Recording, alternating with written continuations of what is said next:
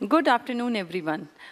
Haryana GK हम लोग पढ़ रहे थे और 3-4 दिन से मैं हरियाणा जीके का एक बेसिक स्ट्रक्चर कोशिश कर रही थी कि आप लोगों को समझ आए, ताकि जब हम किताब को उठाएं तो किताब हमें बहुत इजीली समझ में आ जाए। अब उम्मीद करती हूँ कि 4 दिनों की इन क्लासेस में आपको हरियाणा थोड़ा बहुत समझ में आने लगा होगा कि हरियाणा कैसे है, कैसे बना, किससे अलग हुआ, कितने ज़िले स्टार्टिंग में थे, फिर टाइम टू टाइम कैसे ज़िलों की संख्या लगातार बढ़ती गई और ज़िलों के बढ़ने से फिर प्रशासन में भी बदलाव आया, कितने हमारे राजस्व मंडल हैं, एक एक मंडल में कितने कितने ज़िले पड़ते हैं, जैसे अंबाला मंडल में कितने ज़िले हैं, रोहतक में कितने, गुड़गांव में कितने, हिसार में कितने, करनाल में कितने और अपने फरीदाबाद में कितने। फिर ज़िले भी लगातार बनते गए, बीच में एक ब्रेक भी आया 10 साल का। फिर ज़िलों में भी कहीं ना कहीं डेट, महीने, साल आपको याद हो गए होंगे। अब इन सब चीज़ों को किताब से पढ़ना स्टार्ट करना पड़ेगा, क्योंकि ऐसे मैं बोलती जाऊँ, लेक्चर देती जाऊँ, आप सुनते जाएं तो उससे तैयारी नहीं होती। तैयारी होती है हमेशा किताब के साथ, क्योंकि आपका जो कॉन्फिडेंस बढ़ता है ना, वो तब बढ़ता है जब आप चीज़ों को, सुनी चीज़ों को सामने आंखों से पढ़ लेते हैं और फिर जब तब उसे कभी ना कभी पढ़ते रहते हैं। तो इससे कॉन्फिडेंस की फीलिंग आती है कि मेरा ये टॉपिक तैयार हो गया। मेरे बोलने भर से आपको नहीं आएगा, आपको अपने बिहाफ पे मेहनत करनी पड़ेगी। हर किसी को अपनी मेहनत खुद करनी पड़ती है, कोई किसी के हिस्से की मेहनत नहीं कर सकता। इनफैक्ट माँ बाप भी नहीं कर सकते बच्चे के हिस्से की मेहनत। तो ये मान के चलो कि तुम्हें अपने पार्ट पे मेहनत करनी पड़ेगी। हाँ, मेहनत के रास्ते में अगर कोई आसान सा ट्रैक दिखा दे कि भाई इस तरह से चीज़ आसान बन सकती है, तो आपकी मेहनत थोड़ी सी कम में रिजल्ट ज़्यादा आ सकता है। बस इतना काम होता है पेरेंट्स का और टीचर्स का, बाकी हर किसी को अपना जीवन खुद संवारना पड़ता है। तो हम लोगों ने अब तक जो पढ़ा, हरियाणा के ज़िलों का संक्षिप्त परिचय, सेम बातें जो मैंने आपको बताई हैं पर किताबी भाषा में, ताकि अब आपको ये रहे कि हाँ, मेरा ये सिलेबस पूरा हो गया। अब जैसे ज़िले हम 10 दिन बाद बात नहीं करेंगे, फिर मैं सिर्फ एक नाम लूँगी और आपके दिमाग में वो पिक्चर बनेगी, क्योंकि आप उससे जुड़ी सारी बातें धीरे धीरे सीखते चले जाएंगे। हरियाणा को पढ़ने में लगभग 3 महीने का टाइम लग जाएगा, ढंग से पढ़ेंगे तो। तैयारी करें, अब ऐसे तो 20 दिन में भी पढ़ा जा सकता है, 20 ही टॉपिक हैं, लेकिन एक एक टॉपिक पर कई कई दिन लगाने पड़ते हैं अगर तैयारी अच्छी चाहिए तो। फिर एक ऐसी स्टेज आ जाएगी कि आप तुरंत से पॉइंट के इशारे को पकड़ लेंगे और आप आंसर ठीक टिक कर देंगे। चलिए आज किताबी भाषा में पढ़ना स्टार्ट करते हैं। हरियाणा के जिलों का संक्षिप्त परिचय, ये एक बार आप मुझे बाद में बता देना, आज तो जो है सो है। अगर इसका फ़ॉन्ट आपको छोटा बड़ा करवाना हो, मुझे लग रहा है थोड़ा छोटा है ये, तो आप बता देना, मैसेज कर दो कि लखन पढ़ लेगा, उसके हिसाब से इसमें चेंज करा देंगे। ये मैं कहाँ से करा रही हूँ, पहले मैं सोच रही थी कि अरिहंत की बुक से करा दूं, क्योंकि हमें ये था कि एचटेट तक एक बार सिलेबस पूरा हो जाए। पर अब हमें दिख रहा है कि पेपर जो है दिसंबर तक उम्मीद है होने की, तो दिसंबर तक हमारे पास पढ़ने का टाइम मिल गया। अब हम लोग अपनी बुक से पढ़ेंगे। सारी किताबें अच्छी हैं, मैं ये बिल्कुल नहीं कहती कि वही किताब लेना, जो आपके पास है आप उससे पढ़ लो। हर एक में जिलेवार परिचय जरूर मिलेगा, जिलेवार परिचय कह लो या जिलों का परिचय कह लो। मैं ये जो आपको दिखा रही हूँ, जो बोर्ड पे पढ़ाऊंगी, ये वो बुक है जो मैंने अपने पार्ट पे मेहनत करके डाटा कलेक्ट करके और वो छपवाई है। इस बुक को मैंने अपनी क्लास में लगवाया भी था, बहुत सारे स्टूडेंट्स के पास होगी भी, उससे टॉपिक को करेंगे। अगर आपके पास वो नहीं है तो कोई चिंता की बात नहीं है, जो है उससे पढ़ लो। कुछ भी नहीं है तो आप मंगवा सकते हो, बुक ज़रूर लेनी पड़ेगी आपको, कोई ना कोई जो आपका मन करे। लेकिन अगर आपके पास कोई भी किताब है, अरिहंत है वो भी बहुत अच्छी है, नवीन गर्ग जी वाली है वो भी बहुत अच्छी है, और आपने नहीं खरीदी है तो आप मेरे वाली भी ले सकते हो, कोई कंपल्शन नहीं है, क्योंकि सारी किताबें बात एक ही करेंगी। बस ये है, आपको टॉपिक क्लियर होगा, सामने होगा, तो आपको पढ़ने में फिर आनंद भी आएगा और आपको याद भी हो जाएगा, और मेन टारगेट वही है। तो हरियाणा के जिलों का संक्षिप्त परिचय, हम बात करते हैं हरियाणा के जिले कैसे कैसे। हरियाणा 1 नवंबर 1966 को अस्तित्व में आया।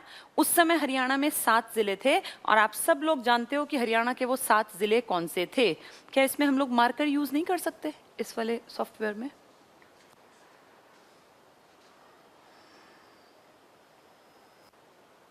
क्योंकि मुझे लिखना पड़ेगा ना बीच बीच में। नहीं है तो कोई बात नहीं, कल कर देना।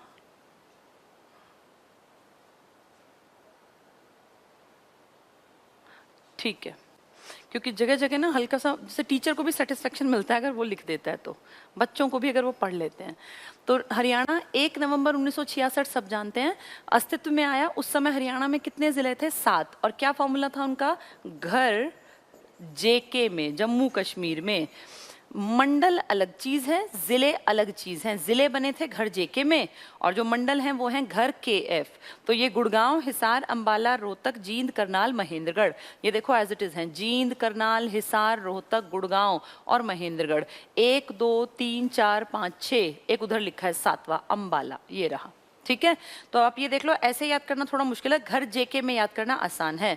गुड़गांव, हिसार, अंबाला, रोहतक, जींद, करनाल और महेंद्रगढ़। ठीक है, तो चरखी दादरी 1 दिसंबर लिखा है क्योंकि जब तक ये बुक छपी थी ना तब तक 1 दिसंबर ज्यादा था, लेकिन अब आप विकिपीडिया प्रॉपर सर्च करोगे तो अब लिखित में है ये डेट, जो एग्जैक्ट डेट है। अगर नहीं मिलती तो आप इसके साथ जाना। अब वैसे ज्यादा ऑथेंटिक डेट चल रही है 16 नवंबर 2016, इस डेट के साथ पहली प्रायोरिटी से जाना। ना मिले तो 1 दिसंबर, ना मिले तो 4।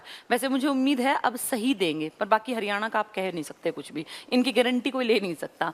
चरखी दादरी जिले का गठन हुआ 22वें जिले के रूप में हुआ। वर्तमान में 22 जिले हैं जिनका संक्षिप्त विवरण है। तो ये 1 दिसंबर बाद में करना, पहली प्रायोरिटी पर जाना 16 नवंबर 16 के साथ। ठीक है, अब देखें अंबाला, सबसे पहला जिला इन्होंने दिया अंबाला। अंबाला आते ही आपके दिमाग में वो पट्टी आ जाए जो आपने बहुत अच्छी तरह याद की हुई है, पंचकुला, उसके साथ अंबाला, उसके साथ यमुनानगर, इनके नीचे की तरफ कुरुक्षेत्र। ये पट्टी याद है सबसे ऊपर वाली 4 जिलों वाली, ये अंबाला की पट्टी थी। तो स्थापना कब हुई? स्टार्टिंग से था अंबाला, घर JKM में GHA मतलब अंबाला था। तो 66 से, क्षेत्रफल 1574 है। एक दिन में सारे क्षेत्रफल आपको बहुत अच्छे तरीके से याद करा दूंगी, अभी सिर्फ पढ़ लो, अभी जरूरत नहीं है इसको रट्टा मारने की। एक दिन स्पेशल क्षेत्रफल के ऊपर काम करेंगे। मुख्यालय इसका वही है क्योंकि सबके मुख्यालय वही हैं जो उनका नाम है सिवाय एक के। और कौन सा है वो एक जिसका मुख्यालय अलग है? आप जानते हैं महेंद्रगढ़ का मुख्यालय महेंद्रगढ़ में नहीं है, नारनौल में है। पहले मेवात का मुख्यालय नूह में था, पर अब तो मेवात ने नाम बदल लिया, तो इसलिए अब हम कहते हैं सिर्फ महेंद्रगढ़ है जिसका नाम तो महेंद्रगढ़ है, लेकिन महेंद्रगढ़ का हेडक्वार्टर जो मिलेगा आपको मेन, वो नारनौल में मिलेगा। बाकी सबके हेडक्वार्टर वहीं के वहीं हैं।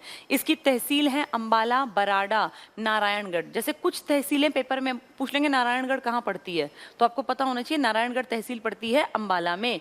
ये रटने नहीं होते, 10-20 बार सुनोगे, पढ़ोगे, आंखों में से गुजरेंगी चीजें तो याद हो जाएगा। नारायणगढ़ तो अंबाला, बराड़ा, नारायणगढ़। शहजादपुर इतनी इंपॉर्टेंट नहीं है, अंबाला कैंट सब जानते हैं। मुलाना और साहा वेरी वेरी इंपॉर्टेंट। क्यों?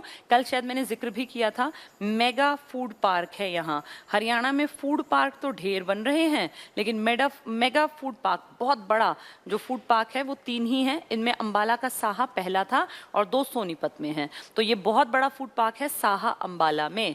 अगर मेन कहें तो अंबाला याद रखना, नारायणगढ़ याद रखना, मुलाना और साहा। अंबाला कैंट तो कॉमन सेंस है कि अंबाला में ही होगा। ठीक है, इसके बाद खंड आ गए, ब्लॉक। ऐसे नहीं पूछेंगे अलग अलग, लेकिन जगह आ सकती है। मान लो कह देंगे निम्न में से कौन सा खंड अंबाला में नहीं है, और 4 नाम दे देंगे, उसमें अग्रोहा डाल देंगे मान लीजिए, या कलानौर डाल देंगे, एक गोहाना डाल देंगे, और एक इनमें से। तो फिर कौन सा है नहीं है? अगर आपने पढ़ रखा है कि हाँ यार ये मैंने पढ़ा हुआ है, साहा अंबाला में, मुलाना अंबाला में, बराड़ा अंबाला में, तो आप टिक कर पाओगे। तो सिर्फ ये पढ़ने के लिए होते हैं। बराड़ा, नारायणगढ़, शहजादपुर, साहा, बार बार आ रहे हैं ना सेम।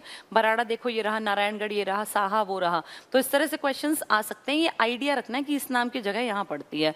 जनसंख्या कोई नहीं पूछने वाला, लेकिन एक अंदाजन रखना कि 10 लाख से ऊपर जहाँ की जनसंख्या है, आपके हरियाणा में 15 जिले हैं जिनकी जनसंख्या 10 लाख से ऊपर है। और 10 लाख से ऊपर की बात इंपॉर्टेंट क्यों है? क्योंकि जहां जनसंख्या 10 लाख से ऊपर होती है वहां नगर निगम बना सकता है राज्यपाल। तो इसलिए आपकी नगर निगम 15 बन सकती हैं, लेकिन है नहीं। नगर निगम को भी डिटेल से पढ़ेंगे। ये सिर्फ एक आइडिया देने के लिए, याद नहीं करने। ये लिंगानुपात 885 है, कंपैरेटिवली ठीक है, क्योंकि हरियाणा का लिंगानुपात में सबसे पीछे स्थान है, पता है ना आपको, पूरे देश में। तो उसके हिसाब से 885 फिर भी ठीक है। साक्षरता दर है यहाँ 81%, अच्छी है, काफी अच्छी है। ये टॉप 4-5 में जरूर आ जाएगा, मेरे ख्याल चौथे नंबर पर ही आ जाएगा। जनघनत्व 717 व्यक्ति प्रति वर्ग किलोमीटर है, तो जनघनत्व भी यहाँ अच्छा है। भाई जो इलाका एडवांस्ड होगा ना वहाँ जनसंख्या ज्यादा मिलेगी। जनसंख्या कम कहाँ मिलती है? उबड़ खाबड़ इलाका हो या इलाका बहुत फैला हुआ हो, जैसे सिरसा है, एरिया में बड़ा है वहाँ। हरियाणा की 573 है, तो उसके हिसाब से देखें तो काफी घना बसा है अंबाला। अंबाला अच्छा इलाका, एडवांस्ड, इसलिए लोग ज्यादा हैं। अंबाला जिला राज्य और देश की राजधानी से राज्य की राजधानी मतलब आपकी चंडीगढ़, और देश की मतलब दिल्ली। राष्ट्रीय राजमार्ग संख्या 1 से जुड़ा है। पहले ये पॉइंट ठीक था, लेकिन आप जानते हैं अब नेशनल हाईवे के नंबर बदल गए हैं, और अब ये 1, 2 सारे मिलाकर बड़े बड़े कौन सा नंबर बन गया? NH44। इंडिया का सबसे बड़ा नेशनल हाईवे NH44 इस पर पड़ता है, से जुड़ा है। तो NH44 ये पूरा इलाका आपका जुड़ा है, जिसको आप GT रोड बोलते हैं, ये NH44 का ही तो पार्ट बन गया। अंबाला में नदियां बहती हैं, मार्कंडेय ऋषि के नाम पर है ना, मार्कंडा नदी। टांगरी नदी बहुत बहुत इंपॉर्टेंट, घग्गर हरियाणा की बहुत इंपॉर्टेंट नदी, और उनकी सहायक नदियां, छोटी मोटी सी सहायक, ढेर सहायक नदियां जो नाले बद्रोह के रूप में जाके इसमें गिर जाती हैं, वो भी बहती हैं। तो मेन पूछेंगे सबसे बड़ी इंपॉर्टेंट नदी, तो आप घग्गर का नाम लेंगे, लंबाई के अनुसार कह लें या कह लें कि सबसे महत्वपूर्ण नदी। फिर छोटी मोटी नदियां टांगरी, मार्कंडा टाइप भी यही हैं। और इस इलाके में बहुत सारी नदियां इसलिए भी दिखती हैं क्योंकि यहाँ पहाड़ी का इलाका, पंचकुला वाला, पहले इसी का तो पार्ट था पंचकुला, तो इस इलाके में ठीक ठाक सी बारिश हो जाती है। अंबाला के पर्यटन स्थल जहां लोग घूमने आते हैं, जिसके कारण फेमस है, वो किंगफिशर। ऐसे पूछ लेते हैं कई बार, किंगफिशर कहाँ है? जैसे पूछ लेंगे शमा कहाँ है, कभी कहेंगे कुछ भी इस तरह का नाम उठा लेंगे, स्काईलार्क कहाँ है, तो ये याद रखने पड़ते हैं। इनको अपने पार्ट पे याद करना है। किंगफिशर अंबाला में है। नौगजा पीर बहुत इंपॉर्टेंट, अंबाला में नहीं है, पहले था, अब पड़ेगा आपके कुरुक्षेत्र में। पर ये कई बार ऐसा होता है, लिखते कुछ हैं, ये मेंशन किया था कि नहीं है, लेकिन टाइपिस्ट ने इसको इसमें डाल दिया। तो कुरुक्षेत्र में अब पड़ेगा, पहले ये अंबाला का पार्ट था। और शाहबाद आपने सुना होगा ना, कुरुक्षेत्र का पार्ट है, वहां पर ये पड़ता है। अंबाला का जो हाईवे है ना, इस पे पड़ता है, मेन जो अपना ये नेशनल हाईवे था, इस पे पड़ता है। एरिया अब गिना जाएगा कुरुक्षेत्र में, पहले वो अंबाला का पार्ट गिना जाता था। तो क्या खास है इस 9 गजा पीर में? आप अच्छी तरह जानते हैं, इंसान के लिए कहावत है कि इंसान को क्या चाहिए मरते टाइम? 2 गज जमीन। ये कहावत है ना कि वैसे इंसान पूरा जीवन मार काट करता है, और ये कर लूं और ये जोड़ लूं और वो कर लूं, फाइनली उसको 2 गज जमीन चाहिए। 2 गज क्यों कहते हैं? क्योंकि एक हाइट मानी जाती है कि 2 गज में 6 फुट का आदमी आराम से लेट जाएगा। इसका मतलब 1 गज बराबर 3 फीट होता है। एक इंसान की हाइट 6 फीट मैक्सिमम, भाई एक आइडियल हाइट अगर हम कहें, तो कितने गज जमीन हो गई? 2 गज।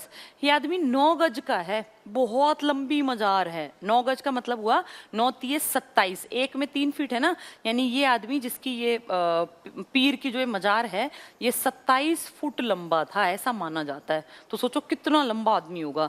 इसलिए आप वैसे मजार पे जाएंगे ना कभी, अगर आप कभी गए हो कोई चादर वादर चढ़ाने, या आपने महज देखा भर हो, तो मजार क्या होती है? किसी आदमी के, जैसे जो ये अपना मुस्लिम कम्युनिटी है, जो इनके पीर होते हैं, जैसे हमारे हिंदुओं के संत महात्मा होते हैं ना, ऐसे इनके सूफी पीर होते हैं। तो पीर को ये जैसे ऐसे भाई दफन कर दिया, जहाँ पे 6 फीट का, 6.5 फीट का, ऐसे आपने देखा ग्रीन ग्रीन सी चादर चढ़ाते रहते हैं उसके ऊपर, तो वो होता है इनकी मजार। अब इस आदमी की मजार देखो कितनी है, 27 फुट की बहुत लंबी मजार है, ऐसे फैली पड़ी है दूर तक, 27 फुट। ऐसा मानते हैं कि इनकी हाइट इतनी ही थी।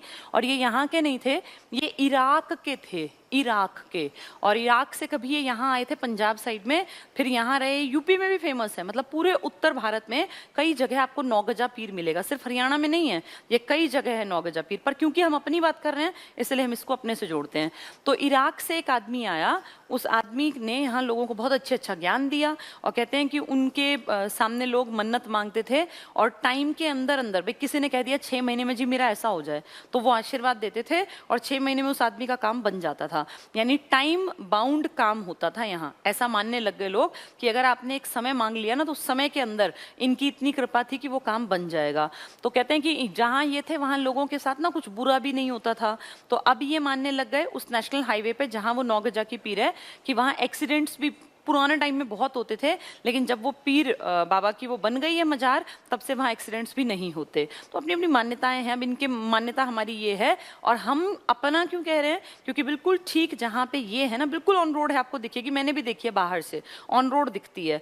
तो वहाँ से बिल्कुल अंदर एक रास्ता जाता है, ठीक इसी के परिसर में आप कह सकते हैं एक हिंदू शिव मंदिर भी है। तो हिंदू मुस्लिम एकता का परिचय भी आप इसको मान सकते हैं कि जहाँ 9 गजा की पीर की मजार है, वहीं पे साइड में हिंदू का सबसे बड़ा जो मंदिर है, शिवजी मंदिर, बड़ा इन द सेंस भगवान शिव की बहुत मान्यता है हरियाणा में, और शिवजी के ढेरों मंदिर हैं, उनमें से ही एक शिव मंदिर आपको 9 गजा पीर के पास मिलेगा। समझ में आ गया? ये इराक से आए थे, और 9 गज की इनकी हाइट थी। अगर इसको मीटर में कहेंगे तो 8 मीटर निकलेगा। ये 8 मीटर और 36 इंच इसका टोटल लंबाई। या तो 9 गज आ जाएगा, 9 गज को आप अगर फीट में कन्वर्ट करोगे तो 27 फीट इनकी हाइट थी, या 8 मीटर याद कर लेना, 8.36 है, 8 याद कर लोगे तब भी कोई दिक्कत नहीं है। तो इतने लंबे थे ये, और इसीलिए मानते हैं क्योंकि ये टाइम बाउंड थे ना भाई, टाइम 6 महीने में ऐसा हो जाए, 1 महीने में या 1 साल में, तो इसीलिए अभी भी लोग यहाँ पर कोई जब मन्नत मांगने जाते हैं तो यहाँ पर इनकी पीर बाबा की जो इतनी बड़ी मजार है ना, उस पर घड़ियाँ चढ़ती हैं, घड़ी चढ़ाई जाती है। देखो कितनी अजीब मान्यता है, लोग कहीं पे भाई प्रसाद चढ़ाते हैं, कहीं चादर चढ़ाते हैं, यहाँ लोग घड़ी भी चढ़ाते हैं। और घड़ी इस चीज़ की सूचना देती है कि आप एक टाइम अगर मांग रहे हैं तो पीर जो मजार है पीर की, यहाँ पे वो टाइम के अंदर आपका काम जरूर बन जाएगा।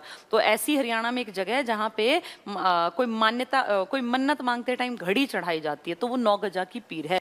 अंबाला में नहीं है, पहले थी अंबाला में, अब ये कुरुक्षेत्र के शाहबाद के पास पड़ती है, तो इसलिए अंबाला कई किताबों में लिख दिया गया, वैसे ये गिनी जाएगी कुरुक्षेत्र में। ठीक है, 9 गजा पीर कहाँ के थे ये? इनका नाम था इब्राहिम बादशाह, इब्राहिम बादशाह इनका नाम था, इराक के थे ये। चलिए आगे पढ़े। अंबिका देवी मंदिर अंबाला है तो अंबिका तो हो गई यहाँ पे, और जैन मंदिर है यहाँ। गुरुद्वारा मंजी साहिब है, बहुत इंपॉर्टेंट, बहुत परेशान करेगा एग्जाम में, क्योंकि गुरुद्वारा मंजी साहिब ढेर है आपके यहाँ, ढेर। मैं इनको किसी दिन जब गुरुद्वारे पढ़ाऊंगी ना तब डिटेल से पढ़ाऊंगी, अभी सिर्फ एक आइडिया दे देती हूँ। गुरुद्वारा मंजी साहिब 3 जगह तो बहुत इंपॉर्टेंट है। एक तो जो हमने अभी पढ़ा गुरुद्वारा मंजी साहिब अंबाला वाला, बहुत इंपॉर्टेंट।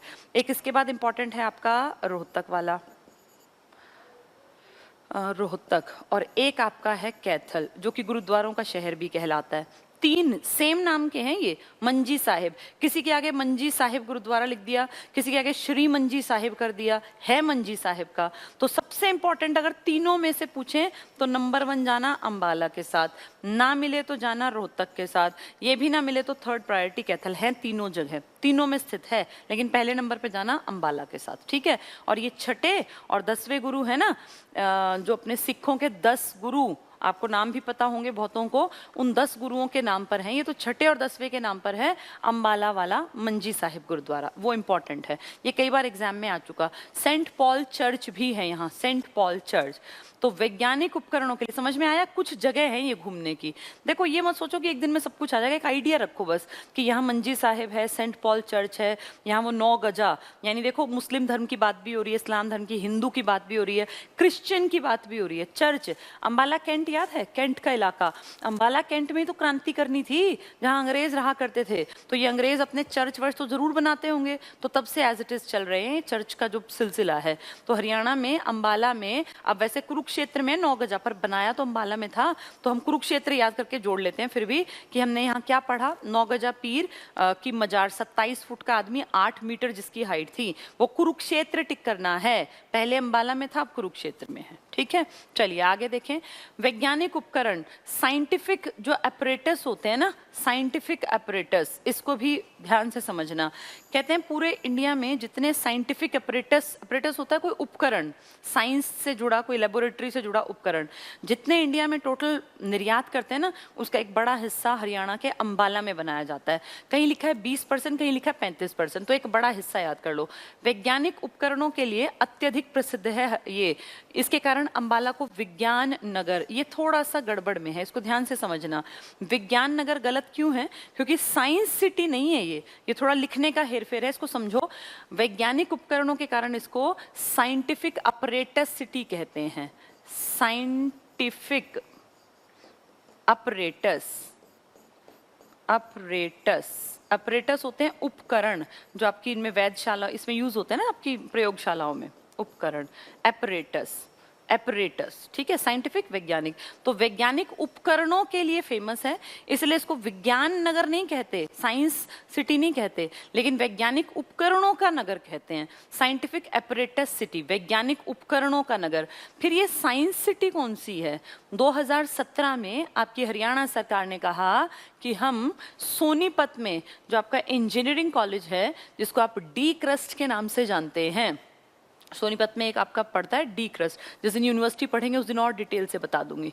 डी डी क्रस्ट है Deen Bandhu Chhotu Ram university of science and technology. D CRUST university 1987 में अस्तित्व में आई थी। पहले कॉलेज के नाम पे थे, चौधरी छोटू राम के नाम पे। आज ये यूनिवर्सिटी है, साइंस और टेक्नोलॉजी के बहुत बड़े इलाके में काम करती है, बिल्कुल ऑन रोड है, जीटी रोड पर। इस डी क्रस्ट में कह रहे हैं सरकार की इच्छा है कि इसमें डेवलप करेंगे साइंस सिटी को। आज तक आपके देश में सिर्फ 2 साइंस सिटी हैं, एक पश्चिम बंगाल में और एक आपके पंजाब के कपूरथला में। अब तीसरी साइंस सिटी डेवलप होगी हमारे हरियाणा के मुरथल में, जो पड़ती है डी क्रस्ट यूनिवर्सिटी यहाँ पर। तो बहुत बड़ी बात है।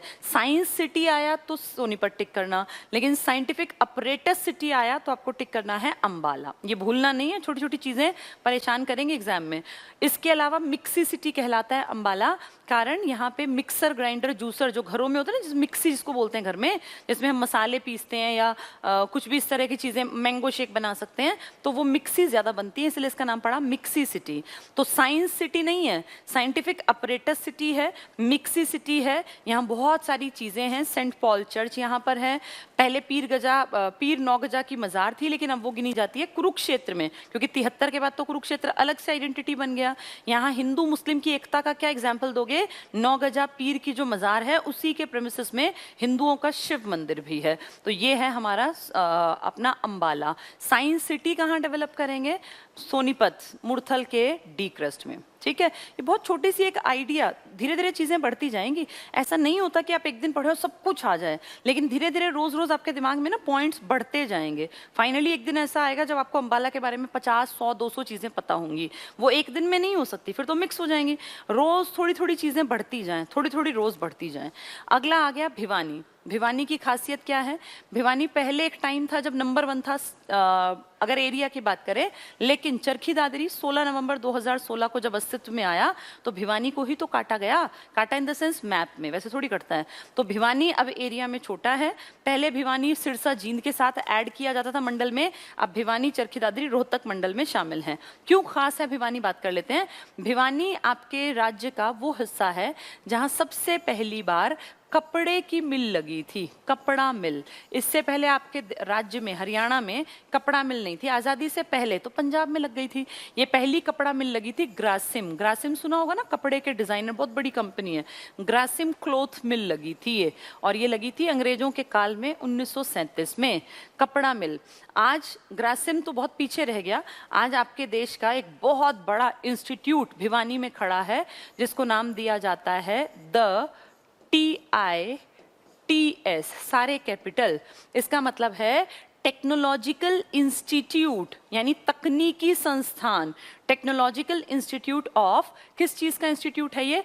टेक्सटाइल, यानी कपड़ा। टेक्सटाइल होता है कपड़ा।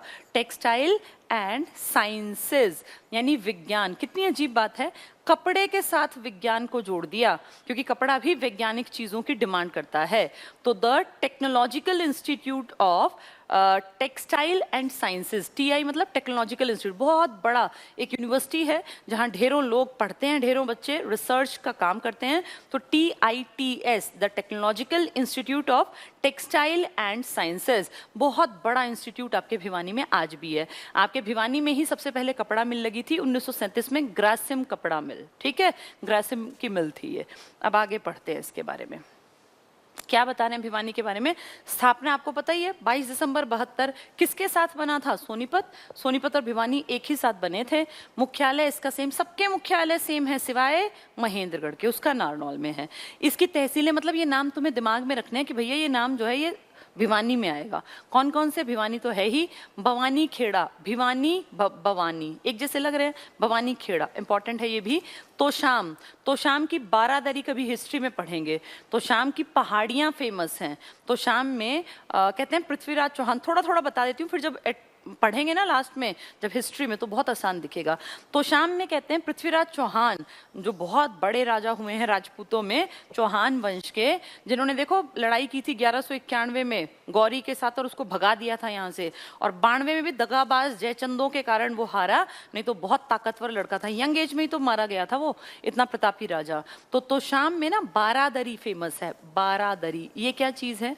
कहते हैं ये जो अपने पृथ्वीराज चौहान थे, इन्होंने ऐसे करके 3-3 ऐसे हॉल मान लो, ये 3-3 कमरे मान लो, तो ऐसे छोटे छोटे छोटे करके 12 रूम्स थे, और ये ऐसे रूम्स थे 12, ये मतलब इस तरफ खुलते थे, यहाँ सामने ऐसे रूम्स थे कि इन सब में कौन बैठा है वो सेंट्रल हॉल में बैठे आदमी को नहीं दिखेगा। यहाँ पे मान लो शहंशाह बैठा है, ये पृथ्वीराज चौहान, तो ये यहाँ बैठ के न्याय किया करते थे। जो यहाँ पे हो रहा है ना सब कुछ, वो इनमें बैठे हुए आदमियों को दिखेगा। ये 12 दरवाजे थे, और यहाँ बीच में एक केंद्रीय कक्ष था, सेंट्रल हॉल, जैसा हमारा है इसमें लोकसभा, राज्यसभा, भाई संविधान सभा की जो पहली बैठक हुई वो सेंट्रल हॉल में तो हुई थी, तो यहाँ भी सेंट्रल हॉल था, और इसके चारों तरफ ऐसे कमरे कमरे कमरे थे। यहाँ बैठ के वो न्याय किया करता था, और इसीलिए इसको पृथ्वीराज की कचहरी भी कहते हैं। पृथ्वीराज की कचहरी, कचहरी मतलब कोर्ट। तो ये 12 दरी है, 12 दरवाजे, बीच में सेंट्रल हॉल, तो 12 दरों में बहुत बार औरतें और इस तरह के लोग भी बैठते थे, लेकिन जो सेंट्रल हॉल में बैठा है उसको सब देख सकते हैं, सेंट्रल हॉल में जो बैठा है उसको सब लोग दिखाई नहीं देंगे। तो ये फेमस है तोशाम की, तोशाम की 12 दरी। और तोशाम में ना पहाड़ियां हैं फेमस, जहां से कि मिनरल्स भी निकाले जाते हैं। कोई बहुत ऊंचे पहाड़ नहीं है, पर पहाड़ियां। तो तोशाम की 12 दरी, तोशाम की पहाड़ियां। कहाँ है तोशाम? आपके भिवानी में, ठीक है। नेक्स्ट है सिवानी। तो भिवानी, सिवानी और ये भवानी सेम तो लग रहे हैं देखने में, वानी वानी वानी, भिवानी, सवानी, भवानी, ठीक है। इसके बाद बहल पड़ता है, यहाँ कैरू पड़ता है, भूतकला को बौद्ध कला लिख दिया वो भी चल जाएगा, ठीक है। तो ये एक आइडिया रखना कि ये वाली जो टेरिटरी है ये भिवानी में पड़ती हैं। जनसंख्या इनकी काफी बड़ी दिख रही है आपको, 16 लाख के आसपास, ठीक है। 16 लाख तो काफी बड़ी जनसंख्या, आबादी लेके बैठे हैं। लिंगानुपात आइडिया रखना बस, ऐसे कोई पूछेगा नहीं भिवानी का बताओ। 886। साक्षरता भी ठीक ठाक है, 75%। जनघनत्व इनका 342 है, तो कम है, क्योंकि हरियाणा का तो 500 प्लस है और इनका 342 है, तो इनका जनघनत्व कम है, कारण एरिया काफी बड़ा था ना इनका।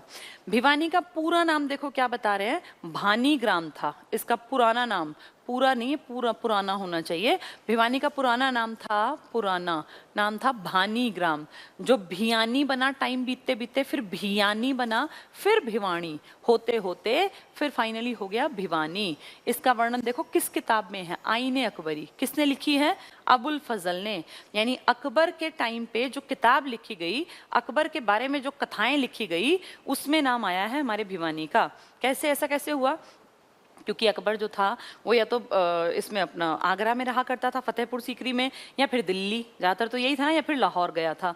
तो दिल्ली के इलाके से ही तो टच था आपका हरियाणा, तो हरियाणा से जुड़ी जागीरें और इन सब से वो टैक्स कलेक्ट करते होंगे, आते जाते होंगे। पूरा भारत के राजा थे वो, तो उसने तो कश्मीर तक राज किया अपना। तो उस टाइम पे कहीं पे उस किताब में जिक्र हुआ है हमारे भिवानी का। बड़ी बात है ये। आईने अकबरी में आपके राज्य के कौन से जिले को स्पष्ट लिखा गया? भिवानी को, ठीक है। किसने लिखी है ये उसके एक आदमी ने लिखी थी, रत्नों में से। भिवानी जिले के पर्यटन स्थल क्या क्या घूमने का है यहाँ? रेड रॉबिन नाम की जगह है, डेरंगो यहाँ पड़ता है, तोशाम मैंने बताया पहाड़ी है तोशाम में और मिनरल्स मिलते हैं। तोशाम के 5 तीर्थ हैं, 5 तीर्थ। पीर मुबारक शाह की दरगाह है, तो कई इलाके हैं यहाँ भी घूमने के। ये इंपॉर्टेंट तो तोशाम है सबसे जरूरी। खैर रेड रॉबिन और डेरंगो पक्षियों के नाम हैं, जिस दिन आपको पर्यटन स्थल कराऊंगी हरियाणा के तो अलग से याद करा दूंगी। इस नगर को हरियाणा की काशी, वेरी वेरी इंपॉर्टेंट भी कहते हैं। काशी क्यों कहते हैं इसको? क्योंकि यहाँ सबसे ज्यादा मंदिर हैं, मंदिर की अधिकता। अगर पूछें हरियाणा में सबसे ज्यादा मंदिर कहाँ हैं, तो आप कहोगे हरियाणा के भिवानी में सर्वाधिक मंदिर हैं। अजीब बात है ना, तीर्थ स्थल पूछेंगे तो आप कहोगे कुरुक्षेत्र, धर्म नगरी कहेंगे तो आप कहोगे कुरुक्षेत्र, लेकिन वहां मंदिर ज्यादा नहीं है, वहां बाकी चीजें ज्यादा हिस्टोरिकल। लेकिन अगर पूछे कि मंदिर सर्वाधिक कहाँ है, तो आप कहोगे हरियाणा की काशी में, यानी भिवानी में, जहां पहली टेक्सटाइल मिल भी लगी थी, ठीक है। तो शाम भी यहीं पड़ेगा। ये कुछ खास बातें थी भिवानी के बारे में। अगला है चरखी दादरी। चरखी दादरी इसी से काट के तो बनाया, इसके बारे में भी सुन लो। चरखी दादरी बना है, ये 1 दिसंबर, अब पुरानी बात हो गई, अब हम क्या कहेंगे 16 नवंबर 2016। पहले ये डेट ना इस पे लिखी नहीं थी विकिपीडिया पे, आप कहीं भी सर्च करते किसी साइट पे मिलती नहीं थी, लेकिन अब सब साइट्स आप खोल के देखिए, सब पे इसको अपडेट किया गया, तो यानी ज्यादा मान्य अब 16 नवंबर है, ठीक है। फिर भी हरियाणा का भरोसा नहीं है, तो हम नवंबर क्या दिसंबर भी याद रखें। हरियाणा के भिवानी को काट कर ही बना है चरखी दादरी, और मैंने बार बार आपको बताया कि यहाँ मेंढक ज्यादा थे, दादुर ज्यादा थे, इसलिए इसका नाम दादरी पड़ा। और कुछ लोग कहते हैं कि पृथ्वीराज के पोते ने, बिल्वराज ने इसको बसाया था, तो पृथ्वीराज के ही रिलेशन में बिल्वराज है, इसने बसाया। पहले ये किसका हिस्सा था? भिवानी का। जब ये पुराने टाइम में भिवानी का हिस्सा था ना, भिवानी जिसका नाम आईने अकबरी में भी, अबुल फजल की किताब में, उस भिवानी के टाइम पर यहाँ चरखी दादरी में बहुत पहले एक सीमेंट फैक्ट्री लगी थी। अंग्रेजों के टाइम में एक सीमेंट फैक्ट्री लगी, ये लगाई थी एक बहुत अमीर घराने के आदमी डालमिया ने। डालमिया पूरा बहुत बड़ा परिवार था, जैसे मुंजाल परिवार है बहुत बड़ा, जैसे अंबानी परिवार है, ऐसे डालमिया परिवार था। खूब पैसा था इनके पास, अमीर थे उस टाइम के, सेठ, धन्ना सेठ थे ये। तो इन्होंने हमारे भिवानी के चरखी दादरी में एक फैक्ट्री डाली, खूब पैसा लगा हुआ सीमेंट फैक्ट्री में। कहते हैं उस टाइम पूरे भारत में 12 फैक्ट्री भी नहीं थी, मतलब दर्जन फैक्ट्री नहीं थी उस टाइम। इन्होंने एक बड़ा, खूब बड़ा पैसा खर्च किया, और फैक्ट्री कैसे लगे, कैसे चलेगी, इसके लिए इन्होंने जर्मनी से सलाहकार मंगवाए। तो सोचो उस टाइम पे ये हमारे बाप दादाओं से पुराने टाइम का आदमी है और ये जर्मनी से सलाहकार मंगवा रहा है, तो तुम इमेजिन कर लो कि कितने अमीर होंगे। बहुत बढ़िया सीमेंट फैक्ट्री चली, और किसी भी एरिया में अगर कोई इस तरह की बड़ी फैक्ट्री लगती है तो सबसे बड़ा फायदा क्या होता है? उस एरिया के लोगों को बहुत जल्दी बड़े पैमाने पे रोजगार मिल जाता है। यानी चरखी दादरी के उस टाइम के लोगों को कितना बड़ा रोजगार मिला, क्योंकि फैक्ट्री लगी है तो उसमें हजारों वर्कर होंगे, हजारों लोगों को रहना खाना, मतलब उस सबसे कहीं ना कहीं मार्केट डेवलप होता है ना। अब 1000 लोगों को अगर एक कंपनी रखती है तो 1000 लोगों को तनख्वाह देगी, तो उनको अपने आसपास ही दुकानें चाहिए, तो दुकानदार आके अपनी दुकानें खोल लेंगे। उनको आसपास कहीं ना कहीं, मान लीजिए साइकिल है तो हवा भरवाने की चीज चाहिए, कहीं घर के सामान की दुकानें खुलेंगी, यानी बहुत बड़ा रोजगार का अवसर पैदा हो जाता है ऐसी जगह पे। सब कुछ बढ़िया चल रहा था, बहुत बढ़िया। लेकिन उसी दौरान टाइम बीतते बीतते अंग्रेज यहाँ से चले गए। अब डालमिया परिवार को लगने लगा कि बात नहीं बन रही, सैलरी जितनी दे रहे हैं उस हिसाब से सीमेंट के ढेर फैक्ट्री खुल गई टाइम आते आते, तो इनकी और मजदूरों की चिक स्टार्ट हो गई। मजदूर कह रहे थे सैलरी बढ़ाओ, ये कह रहे थे भैया सैलरी नहीं बढ़ेगी, कुछ बचता ही नहीं हमें। तो ये बात इतनी बढ़ गई कि डालमिया परिवार ने कहा हम इस फैक्ट्री को बंद करते हैं। भाई हमारी मर्जी, प्राइवेट फैक्ट्री है, हमने पैसा लगाया, हमारे बाप दादा ने, हम नहीं चलाते, तुम हटो यहाँ से, हम ताला लगा रहे हैं। ताला लगा तो लोगों का क्या चला गया? रोजगार। अब रोजगार गया तो भूखे मरने के आसार आ जाएंगे ना। अब जिनके सोचो बाप दादा भी नौकरी कर रहे थे, वो भी नौकरी करते, एकदम से सब कुछ हट गया, तो एकदम से कहाँ जाएं? तो लोगों ने इसके खिलाफ प्रदर्शन, धरने बड़े स्तर पे, ये बात दिल्ली तक पहुंची। और तब फिर इंदिरा गांधी के टाइम में, उस टाइम इंदिरा गांधी आपके देश की पीएम थी, इंदिरा गांधी के कानों में गया कि जी ऐसे ऐसे डालमिया परिवार ने, भाई प्राइवेट फैक्ट्री है मान लिया, लेकिन रोजगार तो जनता को भी मिल रहा है ना, तो ऐसे कैसे अपने फायदे के लिए बंद कर, जो हजार तरह की बातें। अब डालमिया कह रहे हैं हम तो नहीं खोलते, हमारा पैसा प्राइवेट है। अब आपने एक भैंस खरीदी तो आप ही की तो मर्जी है, आप उसका दूध निकालो या ना निकालो। आपको पड़ोसी कहे कि इसका दूध निकालना है और नहीं निकालना, तो आप क्यों सुनोगे? तो डालमिया ने पैसा लगाया, डालमिया की मर्जी, अगला चलाए चाहे ताला लगाए, हम कौन है बोलने वाले। तो इसीलिए फिर दिल्ली, ये भारत सरकार ने डिसीजन लिया कि भाई डालमिया तो है प्राइवेट आदमी, अगले का मन करेगा खोलेगा, अगले का नहीं मन करेगा नहीं खोलेगा। अब आपके प्लॉट में आप चाहे गेट पे ताला लगाओ चाहे खोलो, आपकी मर्जी है ना। या पड़ोसी कहेगा कि खोल, मैं तो यहाँ पे अपनी भैंस बांधूंगा और आप खोल दोगे। इस चीज को अपने ऊपर रख के देखो, भैया जिसने पैसा लगाया उसकी मर्जी चलेगी। डालमिया अड़ गया कि मैं तो नहीं खोलता, भाई मैं क्यों मानूं, मेरी मर्जी, मैंने बंद कर दी, और मैं चाहे नुकसान में जाऊं मैं नहीं खोलूंगा। अब इसीलिए भारत सरकार को इसका अधिग्रहण करना पड़ा, और उस फैक्ट्री को भारत सरकार ने खरीदा। सीमेंट कॉर्पोरेशन ऑफ इंडिया ने, सीसीआई ने 1981 में इसका अधिग्रहण कर लिया कि ठीक है जी, आपको दिक्कत है, ये मजदूर आपको दुखी करते हैं, काम नहीं करते, पैसा जमा है, आप हमें दे दो, हम अधिग्रहण कर लेते हैं, क्योंकि इतना बड़ा रोजगार लोगों का छीनना ठीक भी नहीं है। अब डालमिया को सरकार ऑफर कर रही है तो डालमिया को और क्या चाहिए? भैया मुझे तो यही चाहिए ना कि सरकार मुझे पैसा दे दे, सरकार उसके बाद कुछ करे, चलाए, बंद करे मेरे बला से। तो उसने क्या किया, उसने पैसा ले लिया और उसने भारत सरकार को बेच दी। अब भारत सरकार मालिक बन गई, और भारत सरकार का एक उपक्रम था, एक एजेंसी थी, cement corporation of India, CCI, अब वो इसकी मुखिया बन गई। आज लगभग 30-35 साल हो गए ये सीसीआई के लेने के बाद से बंद पड़ी है, ना कोई रोजगार है, ना ये इलाका यूज हो रहा।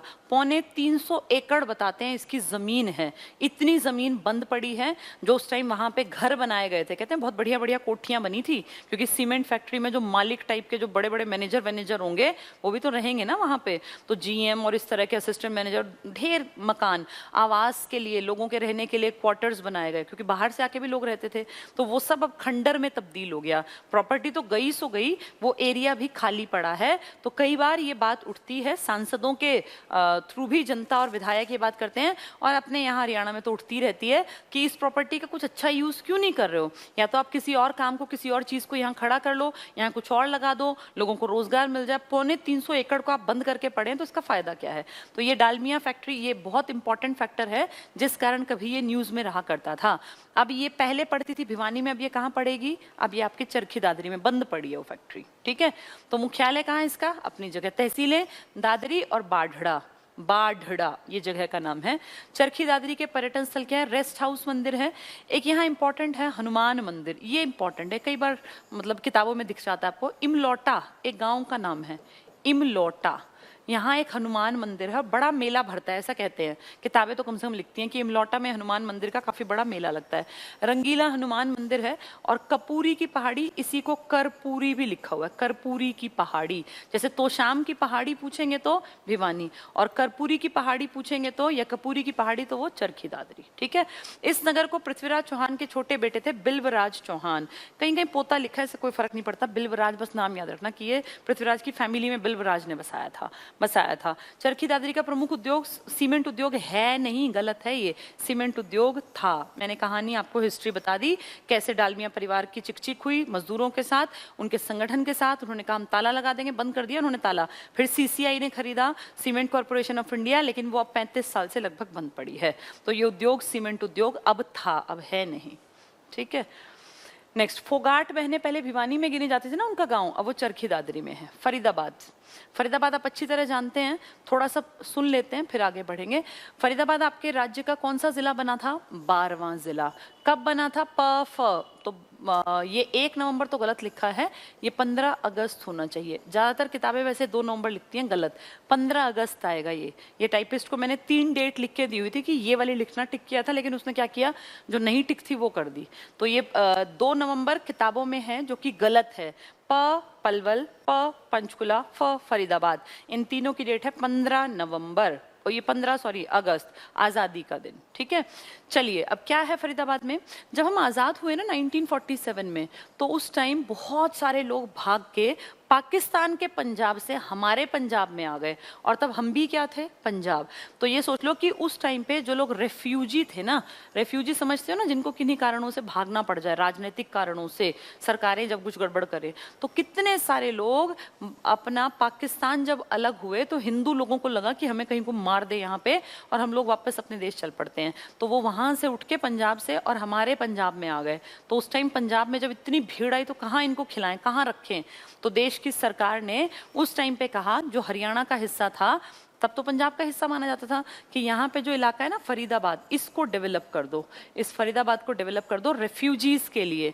और यही कारण है कि यहाँ पे रेफ्यूजीज को ध्यान में रखते हुए बहुत सारे उद्योग धंधे लगा दिए गए, ताकि इनको नौकरियां मिल जाएं, और इनको नौकरी मिलेंगी तो इनको तनख्वाह मिलेगी, तो कम से कम इनके खाने कमाने का जरिया बन जाएगा। तो 47 के बाद हरियाणा के फरीदाबाद का बहुत सोच समझ के प्लान्ड तरीके से, तब तो पंजाब था, विकास किया गया, क्योंकि रेफ्यूजीज को कहीं तो बसाना था, तो फरीदाबाद का विकास किया गया। यहाँ पे सिंचाई के टारगेट से, जो सूरज कुंड के आसपास एक इलाका पड़ता है ना, और थोड़ा आगे बड़खल फरीदाबाद के पास पड़ता है, बड़खल झील, इसमें सिंचाई को टारगेट रख के और झील का निर्माण किया गया था। तो फरीदाबाद के विकास का एक बड़ा कारण था, स्टार्टिंग में ही यहाँ रेफ्यूजीज के लिए उद्योग धंधे लगाने थे। और आज आप देखो कितना वेल डेवलप्ड है आपका फरीदाबाद। तो स्थापना ठीक कर लेना, 15 अगस्त, 12वां जिला। क्षेत्रफल इसका सबसे छोटा है। चरखी दादरी जो बाद में बना वो इससे बड़ा है, ये सबसे छोटा है। और 741 तो एग्जैक्टली तो नहीं है, क्योंकि 742 पॉइंट समथिंग है, तो 743 वर्ग किलोमीटर मान लेते हैं। 742 पॉइंट कुछ पड़ता है, तो कहीं कहीं 41 भी लिखा है, लेकिन ज्यादा ऑथेंटिक है 743। पॉइंट की जरूरत नहीं होती, 743 के साथ चले जाना, अगर मिले, ना मिले तो 741 के साथ चले जाना। हेडक्वार्टर सेम ही होगा। तहसील मतलब नाम आइडिया रखना, बल्लभगढ़ है, जिसका अब नाम कर दिया बलरामगढ़, पिछले साल बलरामगढ़, बल्लभगढ़। और बड़कल मैंने बताया झील है बहुत बड़ी, जो सिंचाई का टारगेट करके बनाई गई थी 1947 में, जिसके ऊपर काम किया गया। और फरीदाबाद के मेन विकास का काम इसलिए किया ताकि रेफ्यूजीज को यहाँ काम धंधा मिल जाए। इसकी ब्लॉक पढ़ेंगे फरीदाबाद, बल्लभगढ़, तिगांव, तिगांव भी इंपॉर्टेंट है, बड़ोली छोड़ दो, ये बड़ोली कई जगह है तो इसलिए एक एक करके नहीं पूछेंगे। तिगांव इंपॉर्टेंट है, क्योंकि ये कहलाता है अमर शहीदों का गांव, शहीदों का गांव। शहीदों का शहर पूछ ले अगर तो आपका झज्जर, शहीदों का गांव है तिगांव। ये बल्लभगढ़ के हेरफेर में पड़ता है, थोड़ा आगे जाने पर तिगांव, ठीक है। तो तिगांव पूछ लें, बल्लभगढ़ पूछ लें, तो ये सब फरीदाबाद का हिस्सा है। फरीदाबाद की जनसंख्या भी थोड़ी सी देखने लायक है, क्योंकि हरियाणा में सर्वाधिक है, 18 लाख प्लस। लेकिन अगर आप इसको विकिपीडिया पे सर्च करो तो वो 14 लाख प्लस में दिखाते हैं। पेपर के टाइम पे हमें दोनों चीजें याद रखनी पड़ेंगी। अगर हम अपनी किताबों के अनुसार देखें तो सर्वाधिक जनसंख्या 18 लाख इसलिए कहते हैं क्योंकि 2011 से 2021 आने वाला है, तो उस हिसाब से देखें तो जनसंख्या बढ़ गई ना, 18, 19 लाख, 20 लाख मिलेगी। लेकिन अगर आप विकिपीडिया के हिसाब से जाओगे तो 14 लाख प्लस में दिखाते हैं। हम 18 के साथ पहली प्रायोरिटी रखेंगे। सर्वाधिक जनसंख्या, सर्वाधिक जनसंख्या घनत्व, लिंगानुपात भी ठीक ठाक सा है, 873। हरियाणा का है ही इतना, अब इसमें यूं वैसे तो कम है काफी, लेकिन ठीक है, हरियाणा को देखे तो ठीक है। साक्षरता देखो इसकी 81% है, तो साक्षरता में फरीदाबाद आगे मिलेगा आपको, क्योंकि सबसे ज्यादा आपके गुड़गांव की है, उसके बाद फिर इसका और अंबाला और इनका नंबर आ जाता है। जनघनत्व बड़े काम का है, सर्वाधिक है, सबसे ज्यादा 2442 व्यक्ति 1 वर्ग किलोमीटर में रहते हैं, हरियाणा का सबसे ज्यादा। आप अभी देखो 375, 380, 400, 500 इतने पढ़ रहे थे, अब देखना जरा 2500 के आसपास, 2442। तो इतना कैसे है? क्योंकि एरिया तो छोटा, 743 स्क्वायर किलोमीटर, और जनसंख्या 18 लाख, तो 1-1 किलोमीटर में कई कई हजार आदमी रहेंगे तभी बात बनेगी ना। तो सर्वाधिक जनसंख्या घनत्व इसी जिले में है। सबसे बड़ा शहर पूछेंगे तो फरीदाबाद, लेकिन सबसे छोटा जिला पूछेंगे तो भी फरीदाबाद। सबसे ज्यादा जनता यहाँ रहती है, जनसंख्या सबसे बड़ी है, जनसंख्या घनत्व भी सबसे बड़ा है। फरीदाबाद शहर 1607 में बनाया था। जहांगीर था भाजसा वाला, BHAJ, अकबर का बेटा। अभी हम अकबर, आईने अकबरी पढ़ रहे थे ना, अबुल फजल ने लिखी है, उसमें हमारा भिवानी का नाम था। तो अकबर का बेटा है जहांगीर, उसका एक कोषाध्यक्ष है, उसके पैसों का ध्यान रखने वाला, उसका नाम है शेख फरीद। उसने बसा दिया एक शहर, तो फरीद के नाम से फरीदाबाद बन गया। तो जहांगीर के कोषाधिकारी, पैसों का ध्यान, कोषाधिकारी शेख फरीद द्वारा बसाया गया, इसलिए नाम है फरीदाबाद। फरीदाबाद के प्रमुख पर्यटन स्थल क्या हैं? बड़कल झील, बताया मैंने आपको, बड़कल झील है, सबसे ज्यादा पर्यटक आते हैं बड़कल झील पर। इसके अलावा यहाँ अरावली का गोल्फ मैदान है, इसको थोड़ा सा सुन लो, ये इंपॉर्टेंट भी है। अरावली का गोल्फ मैदान जो है ना, अरावली तो पहाड़ियों के कारण है, फरीदाबाद में है, और ये 75 एकड़ में फैला है, 75 एकड़ में फैला है आपका, 75 एकड़। 1 एकड़ मतलब होता है 1 किला आम भाषा में, और इसमें 12 होल हैं। गोल्फ आपको पता होगा ना, आपने टीवी में देखा भी होगा। गोल्फ में एक छोटी सी बॉल होती है, वो एक स्टिक होती है गोल्फ की, उसको मारते हैं घोड़े पे बैठ के, तो वो तुरंत कहीं जाती है, फिर किसी होल के अंदर गिर जाती है वो, और दूर दूर जा जाके वो बॉल सी गिरती रहती है। गोल्फ अमीरों का शौक है, आम आदमी गोल्फ नहीं खेलता। और पुराने टाइम में वो एक था ना, कुतुबुद्दीन ऐबक, याद है, घोड़े से गिरा था वो चौगान खेलते टाइम, वही तो गोल्फ था। तो गोल्फ बहुत अमीरों का शौक है, और गोल्फ कोर्स बहुत महंगी फीस लेके अलाउ करते हैं। इनकी एक महीने की फीस ऐसी होती है, डिपेंड करता है कितनी बढ़िया मेंटेनेंस है। ये मेनली बहुत ज्यादा अमीर लोग ही इसको अफोर्ड कर पाते हैं, इस गेम को खेलना, और लाखों रुपए की मेंबरशिप होती है यहाँ। अगर आपको खेलने जाना है तो आपको मेंबरशिप लेनी पड़ेगी, वो लाखों रुपए की मिलती है, कहीं कहीं तो 8-8, 10-10 लाख रुपए लगते हैं, तो उसमें जाके सिर्फ आप खेल सकते हैं। ये अमेरिका के एक बहुत बड़े गोल्फ डिजाइनर थे, उन्होंने डिजाइन किया था। तो ये हरियाणा में, जिस दिन हरियाणा बना ना, तब से ही हम मानते हैं 1966 से, पर पहले ये प्राइवेट था। बाद में 1988 में इसको हरियाणा सरकार ने एक्वायर कर लिया, टूरिज्म डिपार्टमेंट ने, 1988 में। और ये गोल्फ कोर्स, गोल्फ मैदान बहुत बड़ा है। किस दिन डिटेल में इसके बारे में बात करेंगे, आज सिर्फ हल्का सा जान लो कि अरावली गोल्फ मैदान आपके फरीदाबाद में है। इसमें 12 होल्स हैं जिनमें बॉल गिरेगी, वो गड्ढे टाइप के, और 75 एकड़ में फैला है। 1988 में ये हरियाणा टूरिज्म, हरियाणा पर्यटन विभाग ने एक्वायर किया था ये अस्तित्व में 1966 से, ठीक है। तो अरावली गोल्फ मैदान हुआ, ये इंपॉर्टेंट है, पहला गोल्फ मैदान है हरियाणा का। डबचिक होडल पलवल में है, ये यहाँ नहीं आएगा, ये पलवल में लिखना था। सूरज कुंड का मेला लगता है, आप सब जानते हैं। मैगपाई घूमने की जगह है। सती का स्थान भी पलवल में जाएगा, पलवल अलग जिला है, इसलिए यहाँ नहीं लिखना, ये उन्होंने मिक्स कर दिया। पंचवटी मंदिर भी पलवल में है, ये फरीदाबाद में नहीं याद करेंगे। राजा नाहर सिंह का किला बल्लभगढ़ में, ये याद करेंगे, जिसका अब नाम है बलरामगढ़, ठीक है। चलिए, फरीदाबाद जिले में कौन सी नदी बहती है? यमुना। यहाँ के नीचे तो यमुना फिर मुड़ेगी। फरीदाबाद जिले में यमुना नदी बहती है। फरीदाबाद में बहुत बड़ा कामकाज है, एक तो यमुना याद रखना, सैरा, CERA, देखा होगा ना कहीं वॉशरूम वगैरह में आप जाएं होटल्स में तो सेरा के लगे होते हैं, वॉश बेसिन भी हाथ धोने के लिए और बाथरूम में जितनी चीजें यूज करते हैं, सेरा बहुत बड़ा काम करता है, सैनिटरी वेयर बनाता है, यानी बाथरूम में जो चीजें लगी होती हैं उसमें काम करता है, सेरा इंडस्ट्रीज है पूरी, तो सैनिटरी वेयर लिमिटेड। एस्कॉर्ट जो ट्रैक्टर बनाते हैं, एस्कॉर्ट्स के ट्रैक्टर, ESCORT, एस्कॉर्ट्स ट्रैक्टर बनते हैं। आइसर के ट्रैक्टर बनते हैं। JCB, ठीक है, इंडिया लिमिटेड। बाटा जिसके जूते बनते हैं ये भी यहीं पर है। ये सब बड़े बड़े, अब सोचो इसमें कितने कितने लोग काम करते हैं, तभी तो औद्योगिक नगरी है आपकी ये। ढेरों उद्योग धंधे हैं यहाँ, जूते यहाँ बनते हैं, टायर, गुडियर के टायर यहाँ बनते हैं, बाथरूम की सेरा जो आपकी सैनिटरी वेयर है वो यहाँ बनती है, एस्कॉर्ट्स के ट्रैक्टर यहाँ बनते हैं। JCB इंडिया लिमिटेड का काम, JCB तो आप कितना बड़ा भारी भरकम हैवी इंडस्ट्रीज वाला काम है। इसके अलावा आइसर है, एस्कॉर्ट्स है, यहाँ फ्रिज बहुत बड़ी मात्रा में बनते हैं, तो बहुत बड़ा कामकाज है। उद्योगों में तो आप मान लीजिए इसकी बराबरी कोई कर नहीं सकता। अगर कहें IT सेक्टर में सबसे आगे तो गुड़गांव, लेकिन उद्योग धंधों में जहां फैक्ट्रीज इंडस्ट्रीज चल रही हैं तो फरीदाबाद नंबर 1, ये दोनों टॉपर्स में हैं। फरीदाबाद राज्य में सर्वाधिक जनसंख्या है, 18 लाख प्लस है, 743 वर्ग किलोमीटर एरिया। जनसंख्या घनत्व अपने आप सबसे ज्यादा हो गया। नगरीय जन घनत्व, नगरों में बहुत लोग रहते हैं और सर्वाधिक उद्योग वाला शहर है, ढेरों उद्योग धंधे हैं यहाँ। क्यों लगाए गए ये? क्योंकि पंजाब में आए थे रेफ्यूजी और उन्हें कहीं ना कहीं कामकाज चाहिए था। अगर उनको काम नहीं मिलता ना तो वो लूटते लोगों को। भाई भूखा आदमी क्या करेगा? ये बेरोजगारी जो बढ़ रही है ना, इसका सीधा असर देखना क्राइम पे जाता है। अगर कोई आदमी बेरोजगार है, उसके घर में रोटी बनाने का साधन नहीं है, उसके बच्चे भूख से बिलख रहे हैं, तो वो पैसे का, उसको रोजगार मिलता नहीं, पढ़ा लिखा, तो वो क्या करेगा? बहुत सारे लोग उनमें से चेन स्नैचिंग का काम करने लग जाएंगे, कुछ जेब कतरे बन जाएंगे, कुछ चोरी करेंगे। तो अगर किसी की देश में अगर विकास चाहिए ना, तो नौजवानों की, युवाओं की ऊर्जा को सही डायरेक्शन मिलनी चाहिए। कोई मर्जी से चोर उचक्का नहीं बनता, किसी को चोरी करने का शौक नहीं होता। ये जबरदस्ती चोरी करने के लिए माहौल क्रिएट किया गया। भूखा मरता आदमी तो चोरी करेगा ही करेगा। तो ये देखा कि रेफ्यूजी आए हैं, अब रेफ्यूजी आदमियों के साथ उनकी पत्नी है, बूढ़ी माँ है, बाप है, बहन है जिसकी शादी करनी है, खुद की बीवी है, बच्चे कहाँ जाएंगे? तो या तो ये हमारे ही इंडियंस को लूटेंगे और क्या करेंगे, नहीं तो फिर इनको काम धंधे इनके जमवा दो और ये पैसा कमाएंगे, रोजगार करेंगे, अपनी सही एनर्जी का यूज करेंगे। ऐसा ही किया, इसलिए हमने फरीदाबाद में उद्योगों का बहुत बड़ा कामकाज स्टार्ट कर दिया। सरकार को भी नौकरियां तभी देनी चाहिए, अगर नौकरियां नहीं होंगी ना तो लोग गलत रास्ता पकड़ेंगे, ड्रग्स का रास्ता, गलत रास्ते पे जाएंगे। इसलिए जरूरी है कि हर हाथ को काम मिले, हर किसी को रोजगार मिले। तो नगरीय जनसंख्या सर्वाधिक, उद्योग धंधे। फरीदाबाद के गांव तिगांव को क्या कहते हैं मैंने बताया, अमर शहीदों का गांव। अगर शहीदों का शहर पूछ लिया तो झज्जर, अगर पूछे सैनिक ज्यादा तो झज्जर, शहीदों का शहर तो झज्जर, लेकिन अमर शहीदों का गांव तो तिगांव का नाम आएगा। ठीक है, फतेहाबाद टॉपिक ज्यादा लंबा हो जाएगा, वो मुझे इशारा कर रहे हैं कि क्लास ओवर करने का टाइम आ गया। चलो, आज हमने 4 यहाँ पे चीजें पढ़ ली। चारों टॉपिक्स को एक बार आप अपनी PDF देखो, बुक अगर तुम्हारे पास है तो सबसे बढ़िया है।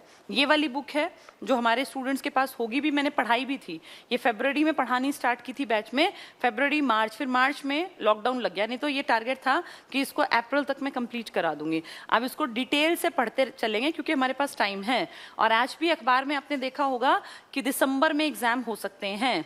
भाई कार्यवाही तो चली रही है ना, वो स्कूल से और इन सबसे बातचीत जो चल रही है, तो अपनी तैयारी ऐसी रखना कि अगर दिसंबर में पेपर हो तो तुम पीछे ना रह जाओ। ये सबकी अपनी खुद की जिम्मेदारी है कि सिलेबस तुम्हें कैसे पूरा करना है। चलिए, आज इतना ही पढ़ते हैं। 4 जिले हमने पढ़ लिए आज, अंबाला, भिवानी और अपना ये चरखी दादरी और फरीदाबाद, 4 जिले कंप्लीट। अब इन चारों में बहुत सारी चीजें तुम्हें आ गई होंगी। कोई पूछे सेरा सैनिटरी वेयर तो क्या टिक करना है? फरीदाबाद।